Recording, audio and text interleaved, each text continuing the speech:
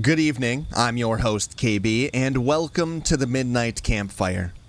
Come and take a seat. The night air is settling in, and it is nearly midnight. History has always rewarded those bold enough to uncover its secrets, from ancient cities and forgotten civilizations to treasures buried beneath centuries of dust, each discovery promising to rewrite history.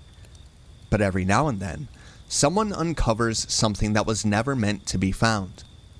Tonight, we meet an archaeologist whose greatest discovery is not a lost temple or an ancient king, but a relic so extraordinary that it holds the fate of every living soul in the palm of one man's hand. So dim the lights, settle into your chairs, and remember, there are some doors that history sealed for very good reasons. Tonight's story is The Man Who Stole a Planet.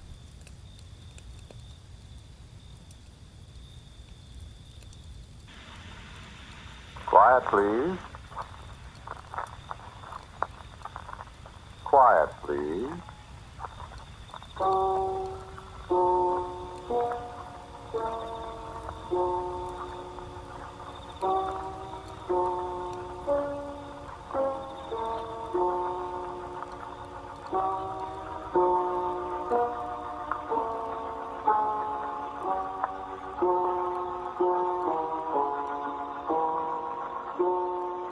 The Mutual Broadcasting System presents Quiet, Please, which is written and directed by Willis Cooper and which features Ernest Chappell. Quiet, Please for tonight is called The Man Who Stole a Planet.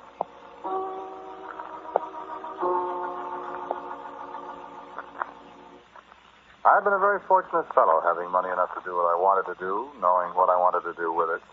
I suppose I'm the best-known amateur authority on Mexico and the ruins of the Mayans and the pre-Mayans there is.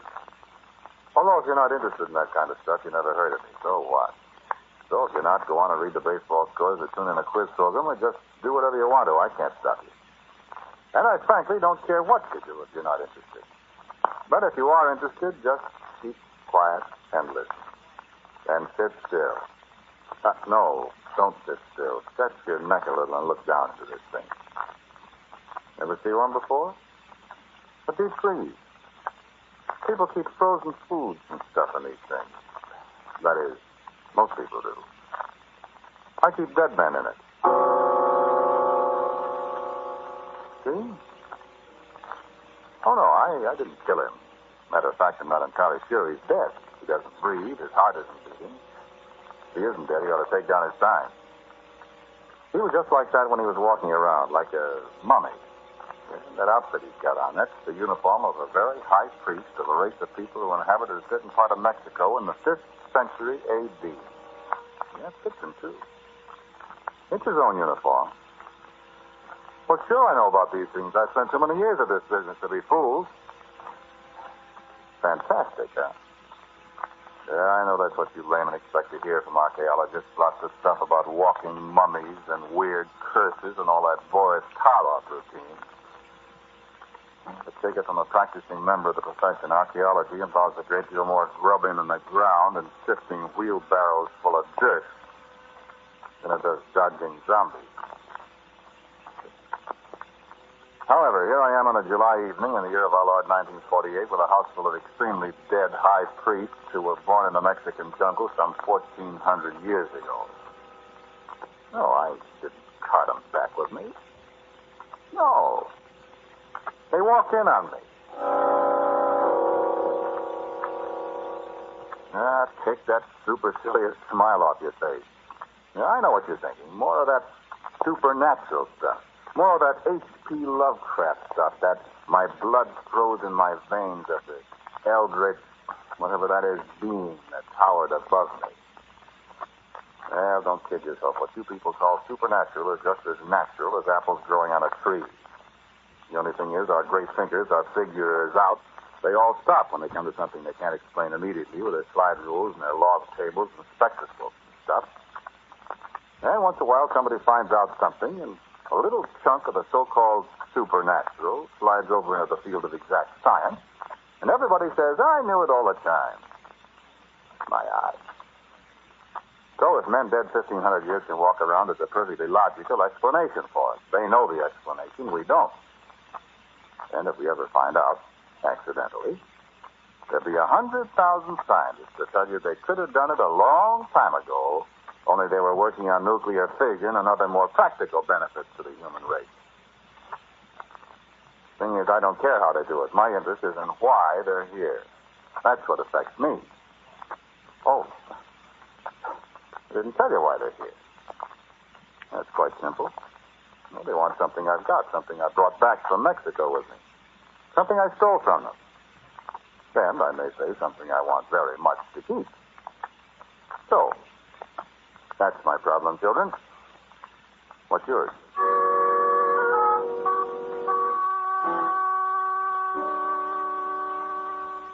Oh, excuse me. I've been doing all the talking. This is my wife, my beautiful wife. Her name is Elizabeth. You can call her Liz. Look, don't let my husband fool you. He talks as if all this is very amusing and very simple.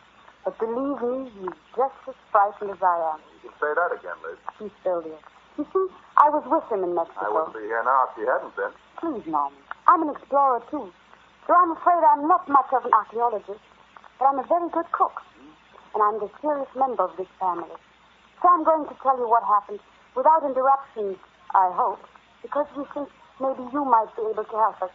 I don't know how exactly. Neither do I. But you listen. And if you can, well, this was our 14th trip to Mexico.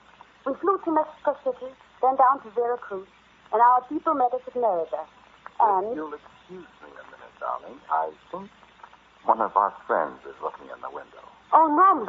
Just sit still. I'll be right back. I'm simply scared to death. We've been so fortunate this far. We always discover them in time. But what will happen if one gets in and we don't see him? Norman! Norman! Okay. I had to bust the window, though. Yeah, I better put this one away. No telling what had happened to us if some curious policeman got a look at... And you see?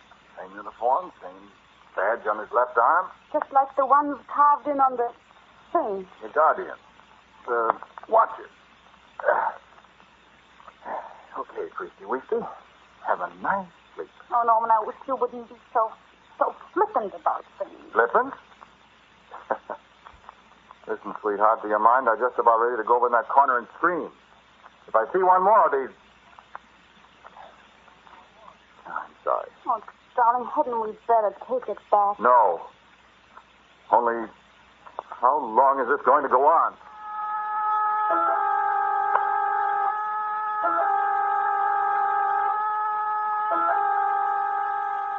Yeah. How long is it going to go on? You've never been inside one of those great stone pyramids the Mayans built in the Guatemala jungles so many, many forgotten years ago. You've never smelled that dead smell. The sour, sweet odor of the rotting vegetation that's crept in through the crevices between the stones and died 1,000 times. And the musty grave smell of those low tunnels with the maddening paintings on the walls at your elbows. The figures seem to gibber at you in the light of a Coleman lantern. And sweat. And the feeling that snakes are waiting for you in the darkness of the end. Yeah, they worship snakes too. Tom, the snake god. They tore people's hearts out. They hurled their beautiful daughters to the devil god that lives in a bottomless pit. We've been in the middle of all that a lot of times. Haven't we, darling? And the rites of spring and the harvest. The corn maidens dying horribly in the fields to preserve the fertility of the land. You had a right to be scared. We saw the pictures of what they did to their prisoners, the ones they thought had done evil to their gods. We saw what was left of the poor victims. He's got a right to be scared. We've outwitted them so far. And how long can it go on? Take it back, Norman. Oh, I won't. I found it, and this world of ours today can use it. It can do more good here than it ever could in a moldy underground room beneath the Teocalli. And that's where we found it. Tell them about it, Norman. And see if they don't agree you ought to take it back. I don't care what they say. It's mine, and I'm going to keep it. You hear me? I'm going to keep it, I said.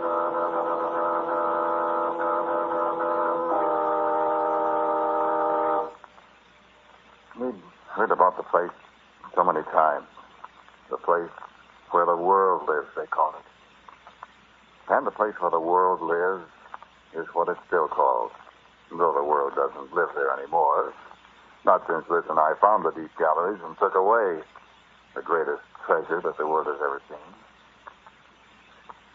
All right, now you know. When you hear a little more about it and see it, you'll forgive me for being dramatic. The greatest treasure the world has ever seen. You'll agree. Well, tell about it. Will you take it easy, please? We finally found a place. Let's see if I can tell you about it. A wilderness of high grass, the kind of grass we'd never seen before, higher than our heads, sharp-edged as razor blades. Look at my arm. Loads of insects hanging out of the 2-inch blades of grass. Silent, dripping, heat, crawling things. How I found a place I'll never know. There was nothing to warn us. We just flashed our way through one more stand of high grass, and there was the door. The door was open. A kind of ramp led straight down into darkness. Darkness that seemed to begin a little too close to the bright entrance. Darkness that made you shiver there in the horrible heat that covered us like a coffin lid. Yes, of course we went in. We lighted our lanterns, went in alone. That was what we came for, wasn't it? And I think we were the first human beings who had set foot on that long stone ramp in a great many centuries. We knew it. We could feel it. The passageway wasn't so bad, except for the pictures on the walls. I think I'd rather not tell you about them. They were put there, of course, to give any intruder an idea of what would happen to him if he got caught in there. You wouldn't believe me if I told you. I want to remember this very clearly, Liz. You stumbled against something. It was the lever that opened the inner door. And the door opened, and I said, "We found it, Norman." And the door closed behind us. And our lanterns went out. I put out my hand for Liz, and she was still there. We stood there a minute. I got over my first tears. Liz was kind of moaning in the dark.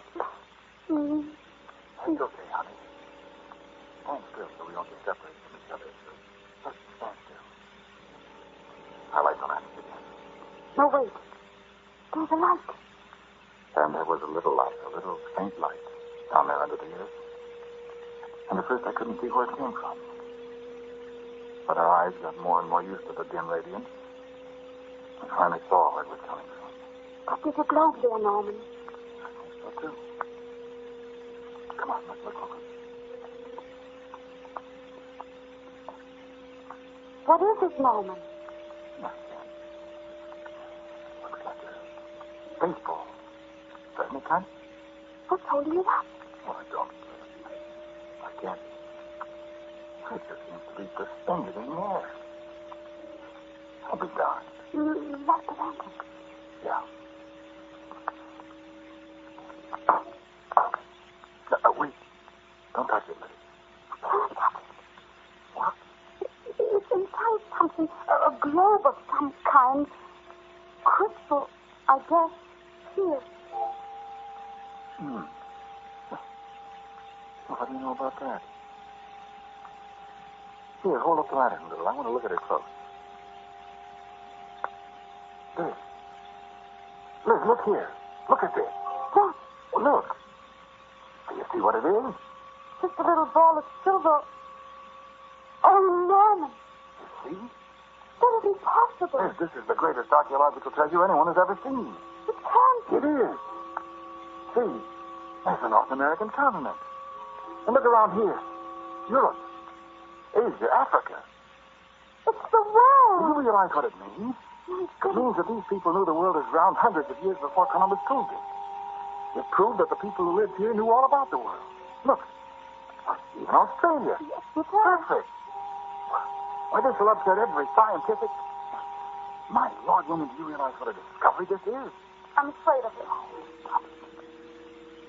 Oh, I found what holds it up. What? It's not suspended in midair at all. See these two little wires?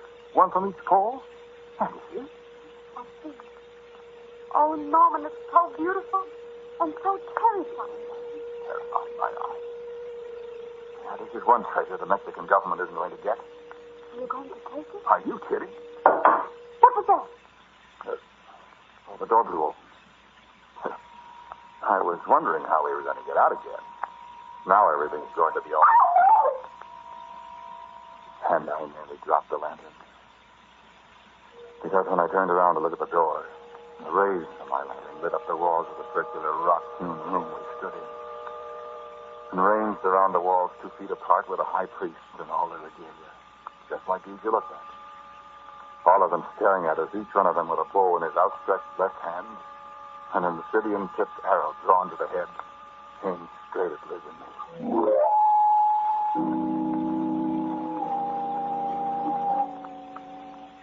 It was only a second before I realized they were all dead, that they'd been placed there long centuries ago, that they were harmless.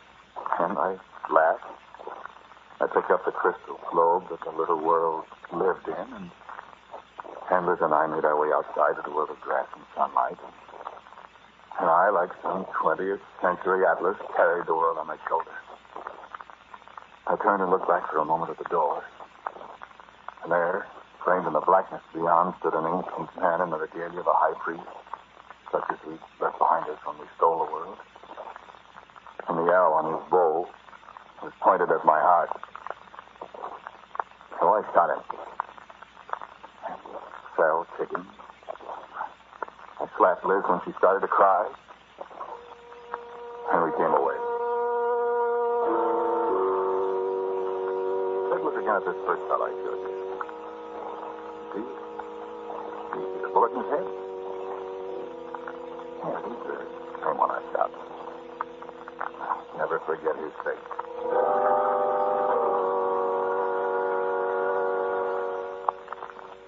Well, there isn't much more to tell. Is there, Liz? I think there is. Oh, that's right. Come in here. I want you to see this world. This little silver globe that was fashioned nearly 1,000 years before Columbus was born in a Mexican jungle that hasn't even got a name. Come in.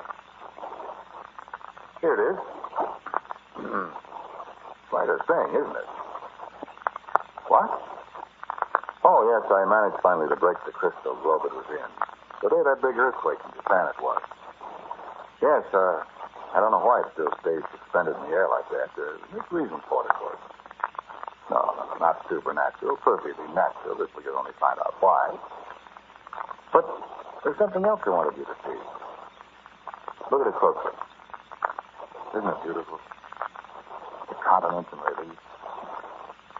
See the mountains, the Rockies, the Himalayas over here? And the ocean really looks wet, doesn't it? Wonderful workmanship. Oh, Norman, please. Liz. Here. Look at it with a magnifying glass. See anything? No, I guess you can't. You'd have to watch it for a long time to see. I was, well, I'll say surprised when I discovered it. Well, it's turning. Turning on its axis once every 24 hours. It's been revolving like that once every 24 hours for a million years, friend.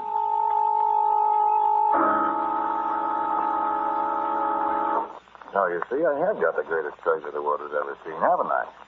I really did steal the world. And I'll tell you something, the world is mine. Sure. Let anybody do anything I don't like, I'll take care of them. It's my world, see? You don't believe it? Well, look here. This is a very fine platinum blowpipe. And this is water. See it? That's the Sahara Desert. What? No, Norman, please don't. Wait. What? You see? Nothing happened. Is that so? Liz, turn on the radio. There's a news program on now. Go ahead. Just be quiet for a second. Norman, I don't want... Turn it on. And be still. All of you.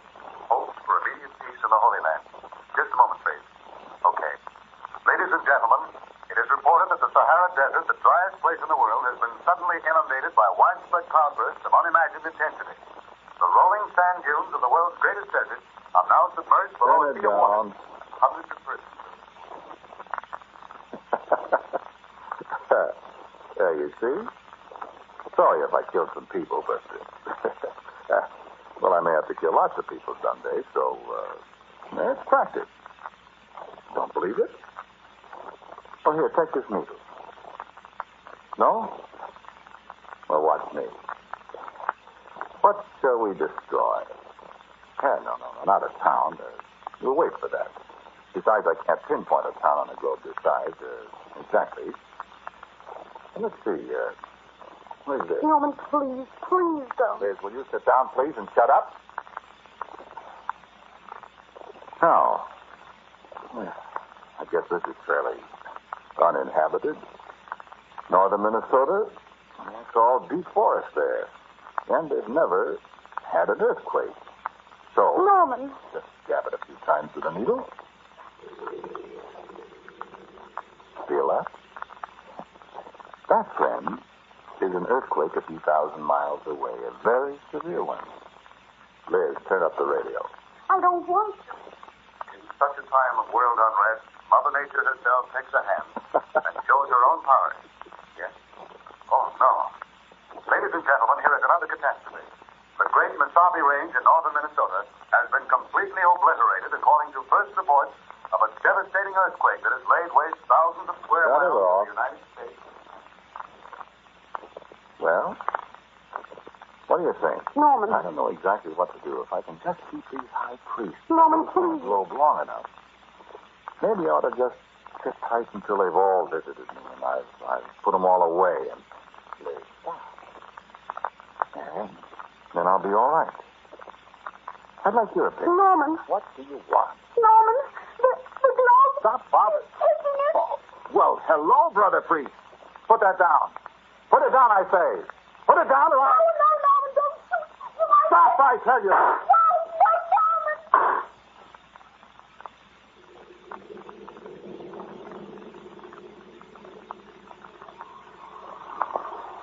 Cut.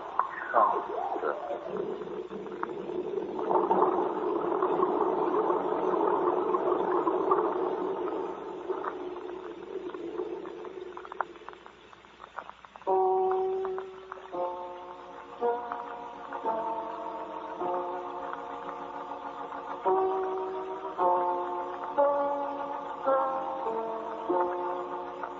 Quiet Please for Tonight was called The Man Who Stole a Planet. It was written and directed by Willis Cooper, and the man who spoke to you was Ernest Chappell, and Hildy Palmer played Liz.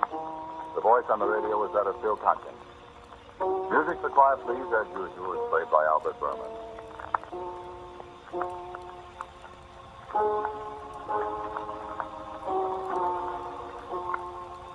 And so, until next week at the same time, I am quietly yours, Ernest Chappell.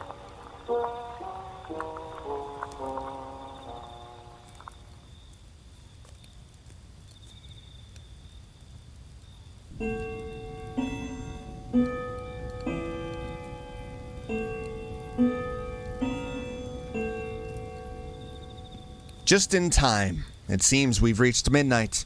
As the day gives way to tomorrow, and as the fire dies down, the shadows creep ever closer, bringing tonight's midnight campfire to an end. The flames will be waiting here the next time the night grows still, and another story calls us back. Thank you so much for listening. Until next time, I'm your host KB saying good night.